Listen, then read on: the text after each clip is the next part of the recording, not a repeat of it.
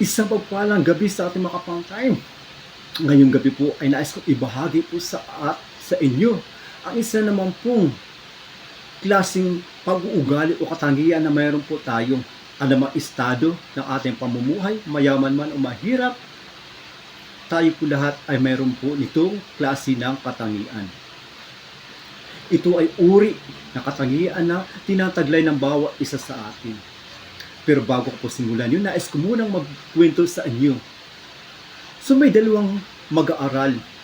Ito ay dalawang bata na nag-aaral pa lamang ng elementarya. Sila ay magkaibigan. So habang sila ay naglalakad papunta sa kanilang eskwelahan, may nakasalubong silang grupo ng mga nanlilimos, mga nanlilimahid o mga nangihingi ng pagkain. Lumapit ito sa kanila at ang sabi, "Pahingi naman ang makakain, nagugutom na po kami. Wala po kayong makain." Subalit sumagot ang isang bata, "Pwede ba umalis nga kayo rito? Ang babaho nyo. Wala kaming maibibigay na pagkain sa inyo. Doon nga kayo, umalis kayo rito." Subalit ang isang bata ay nagsabi, "Ito, tanggapin niyo itong baon ko. Naway, mapagkasya po ito sa inyo at paghati-hatian niyo po ito." So yun po yung ginawa ng dalawang mag-aaral. Ang isa po ay nagbigay ng pagkain, samantalang isa ay hindi po, nainis po siya sa mga nangihingi ng pagkain. So umalis na po yung mga nanlilimos at patuloy sila sa kanilang paglalakad. At nagsalita ang isang bata. Ang sabi niya, "Alam mo, ako, mag-aaral ako mabuti, magsisikap ako, at gusto ko makatapos sa pag-aaral dahil ayaw kong matulad sa kanila. Ayaw kong manlimos, ayaw kong matulog kung saan saan, ayaw kong magutom. Kaya ngayon pala magsisikap na akong mag-aral." Yan ang sabi niya. Sumagot naman ang isang bata, "Oo nga, ako din.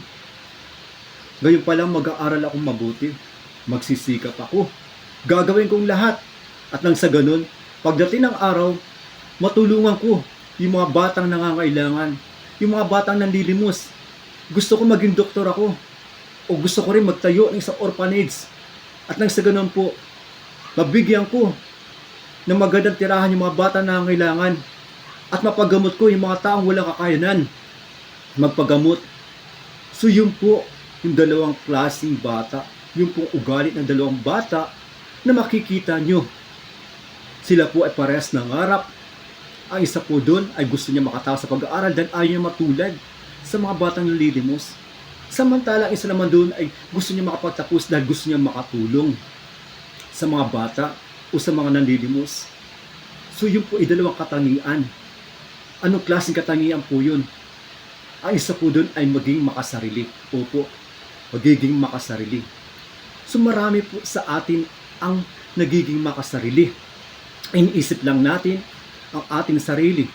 Wala tayong pakialam o pakialam sa mga taong nangangailangan. Ang malaga po, maging masaya po tayo sa ating mga ginagawa. At ang ikalawang pag-ugali po doon ay yung tinatawag na pagmamahal ng walang pag-iimbot. Opo, siya ay handang tumulong sa mga taong nangangailangan nang hindi humingi ng kapalit. Gusto niya tulungan.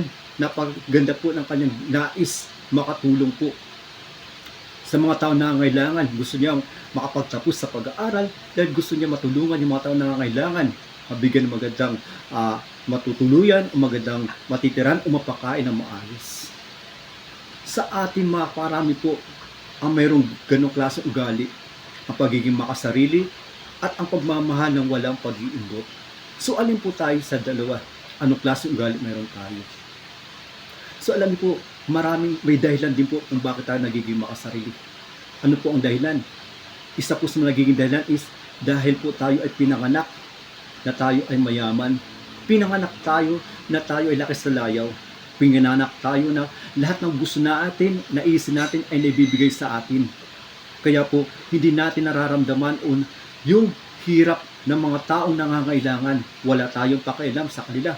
Kasi nga, nagagawa natin lahat ng gusto natin, napupuntahan natin yung mga lugar na gusto natin puntahan, nakakain natin lahat ng ating naisin. Hindi po ba? At mayroon mga ganun tao, mga mayayaman, o yung mga tao na pinanganak na may magandang buhay. Isa po yan sa mga dahilan kung bakit tayo nagiging makasarili. Ikalawang dahilan, dahil din po sa matinding karanasan. So marami sa atin nakaranas ng hirap, pagdurusa. Dahil doon nagiging makasarili tayo. Oo, yun yung mga taong umaangat. Yun yung mga taong pagkatapos nila sa paghihirap, sila ay biglang aangat.